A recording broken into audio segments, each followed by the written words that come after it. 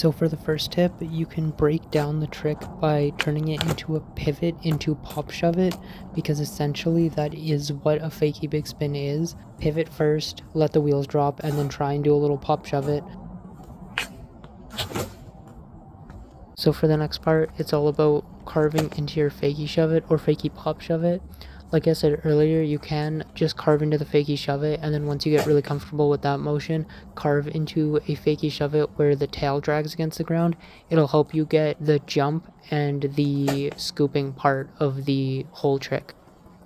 So for the next tip, it's to carve to cheat some of the rotation out of the entire trick. So because we're doing a 360-degree rotation with the board and a 180-degree with our body, when you carve, you can cut out some of that rotation and angle yourself better before you pop and scoop. Along with that, keep your shoulders in line with both of your tails, because then you'll be able to be in the right position to be able to catch the board as it's doing that final 180-degree rotation before you land on it.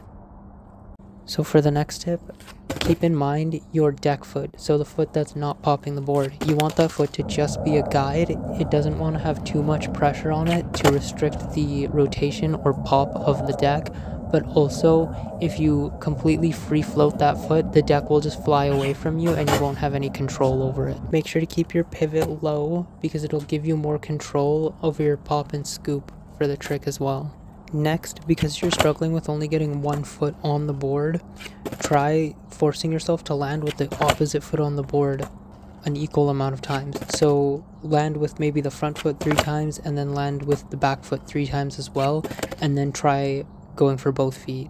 The last tip is a little bit weird, but if you rotate your toes inwards towards the deck, you can kind of get more rotation from it easier. So if you're struggling with rotating the deck all the way around, this might help with that.